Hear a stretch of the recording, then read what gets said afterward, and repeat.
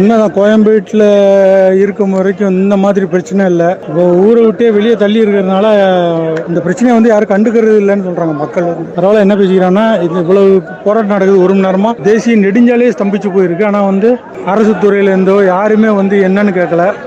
அதான் நீங்கள் எவ்வளோ போராடினாலும் பஸ் இல்லைன்னு காவல்துறை அதிகாரியே சொல்லிட்டு தான் சொல்கிறாங்க.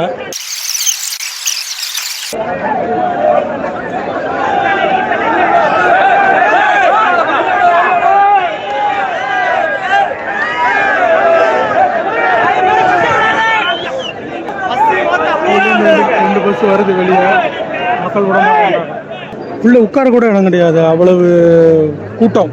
குழந்தைகளை வச்சுட்டு என்ன பண்றதுன்னு தெரியல. காப்பாத்துறியா கிடையாது, உனக்கு என்ன வேலை? ஏழைக்கு போற எங்க அப்பாவுக்கு பிறந்த நாள், நான் கேக் வெட்ட போறேன். ஊர்ல உள்ளவங்களுக்கு எல்லாம்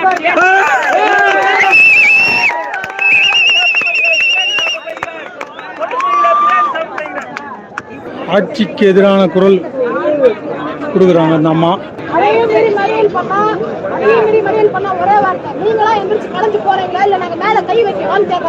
ஒருத்தர் வந்து என்னன்னு கேட்கல, இது வரைக்கும் ஒரு மீடியால இருந்து ஒருத்தர் வரல, எந்த மீடியாவும் வரல, பத்திரிகை எந்த பத்திரிகைகளும் வரல கவரேஜ் பண்றதுக்கு. அதுதான் மக்கள் கேட்குறாங்க. எல்லாத்தையுமே நீங்க கண்ட்ரோல்ல வச்சுக்கிட்டீங்க,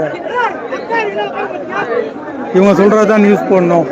இவ்வளவு பெரிய பிரச்சனையா இருக்கு, 3/4 மணி நேரமா வந்து தேசிய நெடுஞ்சாலையே ஸ்தம்பிச்சு போயிருக்கு. அப்போ வந்து இதை பார்க்கறதுக்கு யாருமே இல்லையா, மக்கள் கேட்குறாங்க. அவ்வளோதான்.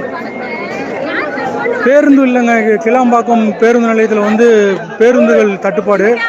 வெளி மாவட்டங்களுக்கு செல்றதுக்கு எந்த ஊருக்கும் பேருந்து இல்லை நேற்றுக்கு சாயந்தரத்துலேருந்து.